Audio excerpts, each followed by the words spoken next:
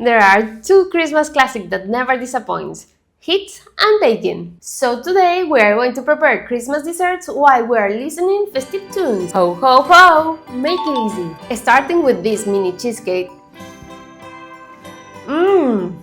Wow! Prepare the cheese with our cheese maker, strain it and refrigerate for 4 hours. Now make a cookie crust and press it into the base.